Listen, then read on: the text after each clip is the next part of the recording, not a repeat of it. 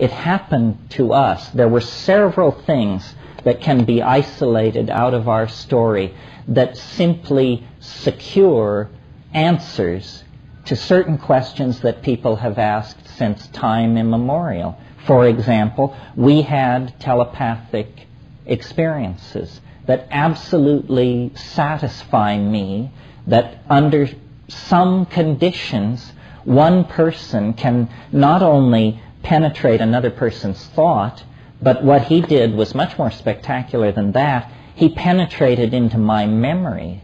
He was able to talk about things that had happened to me that I had never told him about and that I was not consciously thinking about. So it was as though somehow our minds had become fused.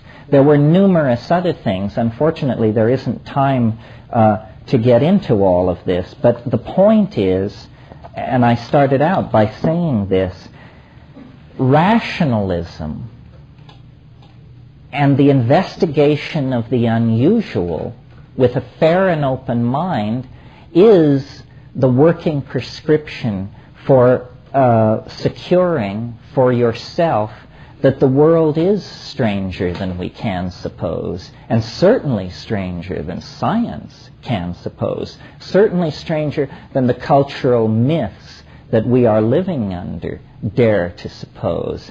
And I don't know where all this goes, you know, because this story happened to real people, every single one of whom is still alive as we speak.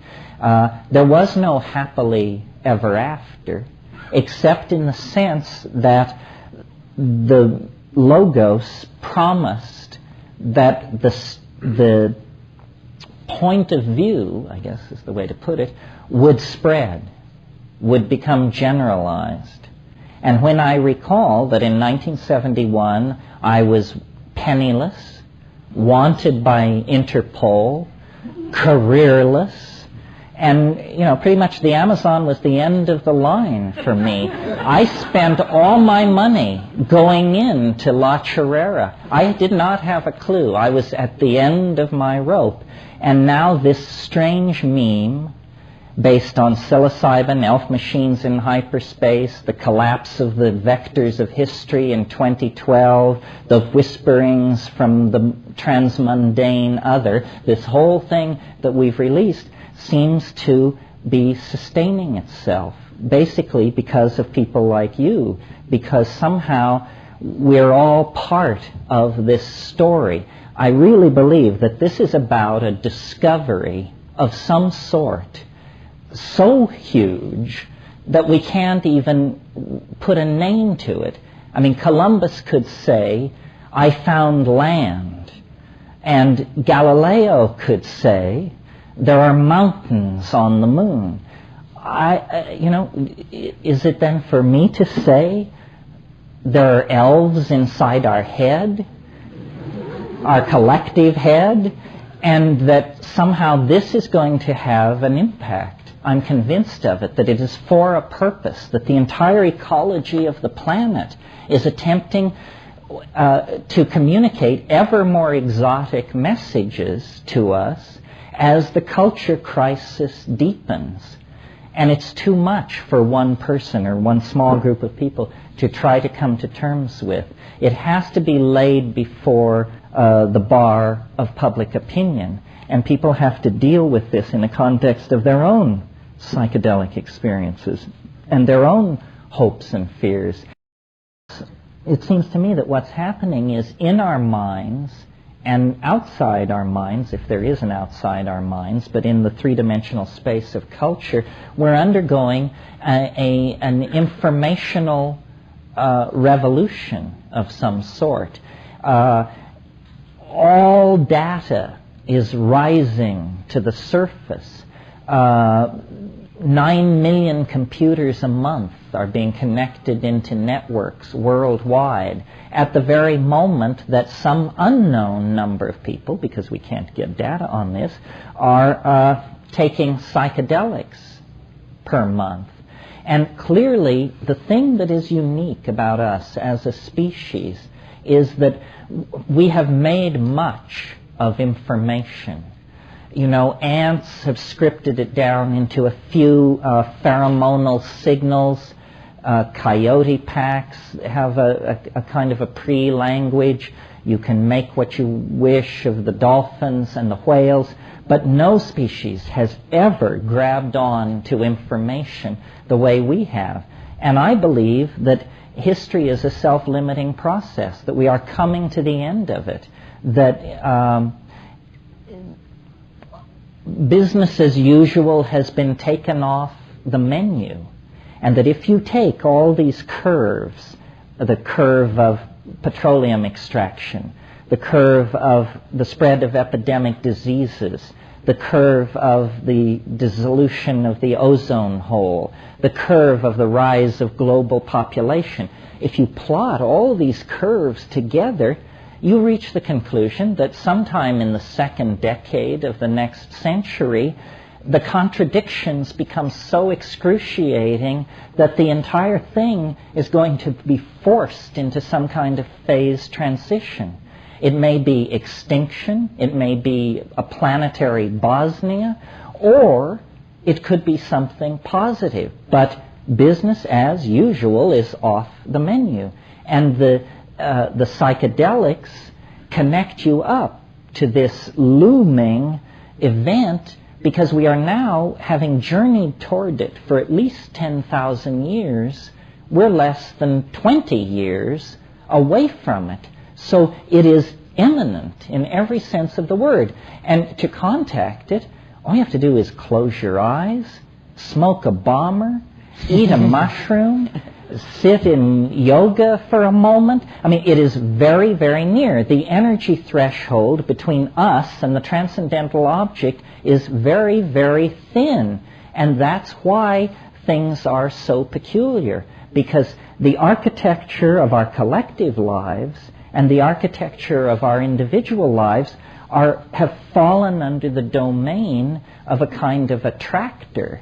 And this is the attractor which, when it penetrated into our primate ancestors, it drew out of a higher animal ourselves.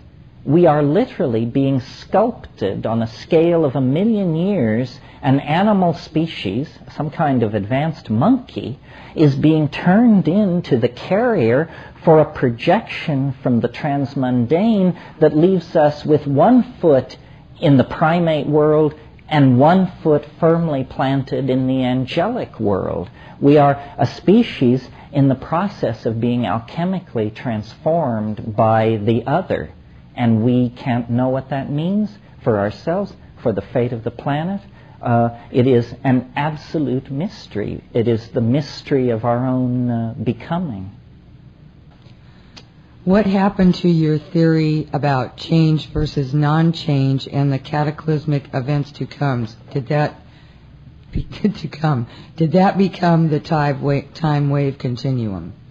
Yeah, that's right. I referred to this a little earlier when I was talking about how business as usual is off the menu and all these curves are converging. I really believe that the core insight for me of the psychedelic experience, and I believe that it is objectively real, is the discovery that history is a finite phenomenon of some sort. It began 8,000 years ago, and it will end at some point in the future. Well, that's not terribly upsetting or challenging unless one specifies at what point in the future. And I maintain, for reasons most of which are too complicated to go into here, that it is about 20 years in the future, that the planet can no longer sustain us. We can no longer create any kind of existence that we could consider humane, and that technology, population, the way in which psychedelics are stimulating the imagination, the way in which culture generally is driving the imagination, that we are on the brink of being able to design ourselves and place ourselves into a new world of some sort. And I'm vague on the details. It's not outer space. It's not some kind of a managed Orwellian collectivist paradise. It's something more profound than that. We are perhaps going to download ourselves into a gold ytterbium cube that we will supercool and bury 1,000 feet beneath Copernicus, and there all walk on the virtual beaches, barefoot and alive. I don't know. But what is happening here at the end of the 20th century, you see, is a kind of birth process. We, think of the fetal life in the womb. You're endlessly adrift in the amniotic ocean, weightless. Food and oxygen are being delivered without even your awareness through the umbilical cord. It is paradise. And if you were there and you were in control of your fate, you would choose to prolong it forever. But what happens instead is that you get squeezed into the birth canal.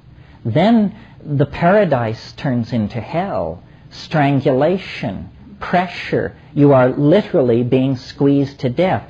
To ask the fetus at that point to conceive of the wonderful, satisfying life that it is going to have 40 years hence as a stockbroker living in Bel Air and collecting minor works of Cubist art is ridiculous. Because, that's not where we're at the moment. And so I believe that culturally we are in the birth canal, and everything appears to be being destroyed. The oceans, the atmosphere, the very integrity of our own bodies because of all these diseases, ideological contamination, you name it. But we simply must push forward. It's a forward escape. We can never go back, to the game-dotted plains of archaic Africa. That's gone. It's all gone. The only way out is forward. It's called a forward escape. And I'm interested in propagating this notion because, number one, I believe it, and number two, it is a message of hope without which I think people are going to be very challenged because things are going to get worse, apparently much worse. I mean, it would not cause me to break stride if the mess in Bosnia spread until it stretched from the Arctic Circle to Turkey and from Vienna to Vladivostok. I mean, those people are setting themselves up for hell on earth, and we will be dragged into it in some fashion, even if we only have to witness it. So history is turning into a white-knuckle ride, for sure. And without the faith in some kind of transcendental phase transition, I think there's a tendency to despair and to panic and to nihilism. And religion has failed. What religion gives us is what we saw last week in Texas. They can only conceive of phase transition as apocalypse, as Ragnarok, the twilight of the gods. That isn't what it is. We are closing distance with the first moments of true human civilization. When people actually do treat each other with respect, when there actually is a place made for the celebration of human differences, when we actually do feel the suffering of the people around us and respond to that. So without psychedelics and the models that they make possible, hope is, I think, a very, very fragile thing. And that's why I take the position that I do, because I think that we are on the brink of the adventure for which we left the trees and left the African plain. But it's not a sure thing. It rests in our hands, as it always has. I mean, remember that in the last 1,000,000 years, 9 times the ice has moved south from the poles, miles high, pushing before it our ancestors, people wrapped in skin, naked as jaybirds, marginal as can be, no antibiotics, no global weather forecasting, no nothing. And they didn't drop the ball. They survived. They took care of their children and their elderly. They passed the skills and the technologies and the insights and the songs down the long stream of time. Can we do any less? We who have in our hands the power to shape the planet for good or evil, we who can communicate with each other globally in a moment. It would be a pretty sad commentary on the notion of cultural progress and intelligence if they could keep the faith and we can't. So it all went for this. It will all be made clear in the lifetime of most of us. And so I just want to sort of close on that note, invite you to keep the faith, invite you to explore the edges, and to make of yourself a vessel, a conduit for the world-transforming logos that is trying to speak to all of us to create a sane and viable and celebratory world for our children and their children. Thank you very much.